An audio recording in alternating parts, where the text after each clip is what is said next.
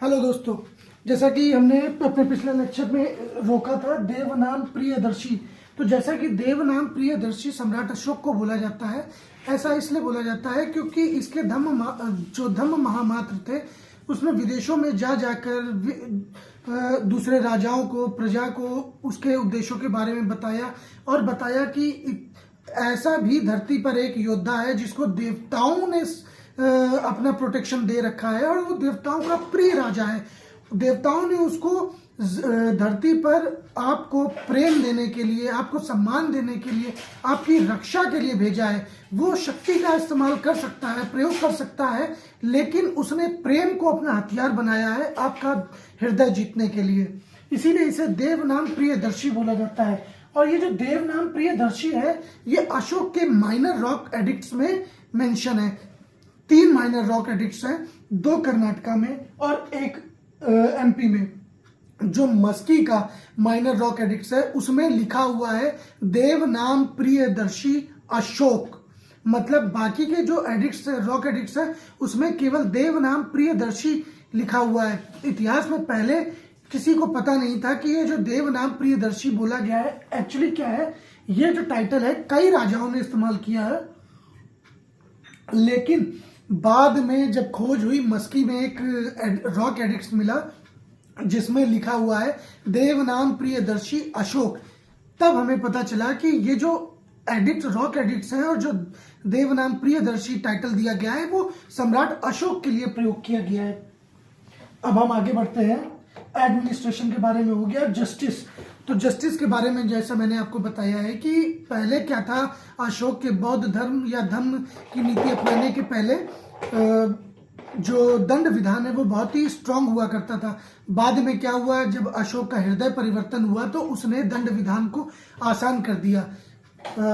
जो सजाए मौत है, मौत की सजा है, वो बहुत ही कम दी जाती थी। मैं थोड़ा सा रुकता हूँ।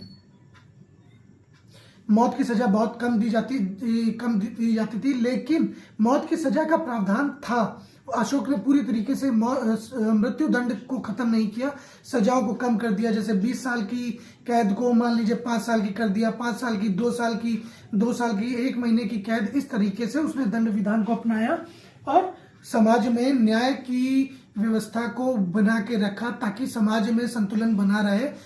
किसी भी आपराधिक प्रवृत्ति के व्यक्ति के कारण समाज के जो अच्छे लोग हैं वो सज्जनता और अच्छाई का रास्ता छोड़ ना दें। कास्ट सिस्टम मैं आपको बता चुका हूँ, चतुवर्ण व्यवस्था थी, 4 वर्ण थे जिसमें ब्राह्मण श्रेष्ठ थे, क्षत्रिय, वैश्य, शूद्र और उसके बाद चांडाल आते थे। अशोक के जो नीतियां थी धर्म की, उसने क्या किया, जनता से डायरेक्ट बात करने के लिए। अब जैसे हम आज के समय में अपने प्रधानमंत्री जी को देखते हैं तो वो जनता से डायरेक्ट बात करते हैं। कैसे? ऐसा तो नहीं है कि जनता के बीच में जाके किसी गली के में जाके आप बात करेंगे। ऐसा आपको तभी देखने को मिलता है जब चुनाव आते हैं। चुनावों में नेता जो होते हैं वो डायरेक्ट जाके घर डोर टू डोर हाथ पैर जोड़ते हैं कि हमको ही वोट देना। लेकिन उस समय में राजा जो था वो वंशानुगत होते थे और वो ज्यादा जनता से इंटरेक्शन नहीं करते थे। लेकिन ये पहला राजा था जिसने अपनी बात को जनता के दिल तक पहुंचाने के लिए कुछ प्रयास किए, जिनको हम लोग रॉक एडिक्ट्स बोलते हैं। ये अलग अलग तरीके के होते हैं। कुछ मेजर रॉक एडिक्ट्स हैं जैसे वृहद, कुछ लघु, कुछ स्तंभ, कुछ लघु स्तंभ और कुछ गुफा।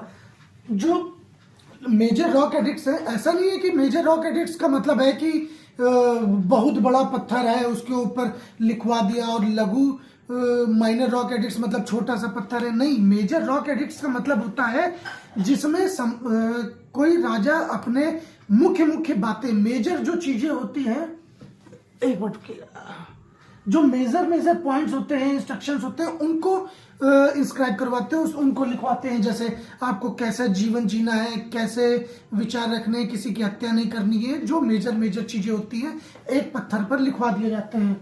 ऐसे टोटल 14 मेजर रॉक एडिक्ट्स हैं जो 8 स्थानों से मिलते हैं और इसमें मुख्य रूप से प्रशासन और धर्म के उपदेशों को सम्मिलित किया गया है। माइनर रॉक एडिक्ट्स कौन कौन से होते हैं? माइनर रॉक एडिक्ट्स में उन चीजों को सम्मिलित किया गया है जो मेजर में छूट जाते हैं। अब जैसे मान लीजिए कि गवर्नमेंट कोई पॉलिसी बनाती है जैसे किसान जीवन बीमा योजना हो गई, पीएम कुसुम हो गई, इन पॉलिसीज में अलग अलग चीजें सम्मिलित की जाती हैं, उज्ज्वला योजना हो जाती है। तो कुछ योजनाओं में कुछ पर्टिकुलर जो समाज के पिछड़े वर्ग हैं वो छूट जाते हैं। तो मोदी जी क्या करते हैं, उनके लिए अलग से एक योजना चालू कर देते हैं। जैसे बीपीएल परिवारों के लिए पब्लिक डिस्ट्रीब्यूशन सिस्टम लगाते हैं। उसी तरह इन्होंने भी जो मेजर रॉक एडिक्ट्स में चीजें छूट गई थी उनको माइनर रॉक एडिक्ट्स में लगा दिया। ये टोटल 18 स्थानों पर मिलते हैं।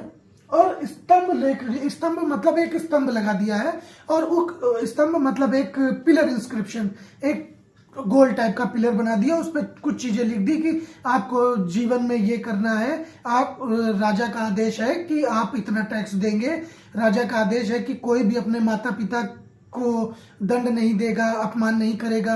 राजा का आदेश है कि, या देवताओं के प्रिय राजा अशोक का आदेश है कि कोई भी अपने माता पिता को बुढ़ापे में घर से नहीं निकालेगा। जैसे कि आज के समय में होता क्या है कि बच्चे बुढ़ापे में अपने माता पिता को सड़क पर छोड़ देते हैं। अब ऐसे में मोदी जी बोल दें कि अगर किसी ने अपने बूढ़े माता पिता को निकाला तो उसे गोली मार दी जाएगी, तो क्या कोई निकालेगा? नहीं निकालेगा। उसी तरह अशोक ने भी अपने पिलर्स इंस्क्रिप्शंस पर ऐसे कुछ चीजों को लिखवाया। उसी का छोटा स्वरूप लघु स्तंभ है। और गुफा अभिलेख क्या होता है कि बड़ी बड़ी, जैसे जो अशोक या मौर्य शासकों ने गुफाओं को भी प्रोटेक्शन दिया। जैसे आजीवक संप्रदायों को गुफाएं दी गई, बौद्धों को गुफाएं दी गई, चैत्यों, जिसमें चैत्य और विहार आते हैं। गुफा अभिलेख दो तरह के होते हैं, चैत्य और विहार। कुछ जो चैत्य और विहार में क्या डिफरेंस है, एक पूजा के लिए होता है और दूसरा रहने के लिए होता है। एक में रहते हैं और एक में वो ध्यान करते हैं, पूजा करते हैं। ये चैत्य और विहार में अंतर है। ठीक है, यहां तक पहुंच गए। मेजर और minor rock addicts, Karnataka administration हो गया, जस्टिस फर्स्ट इंडियन किंग। हाँ, अब जो है मौर्य साम्राज्य के शक्तिशाली बनने का कारण क्या है?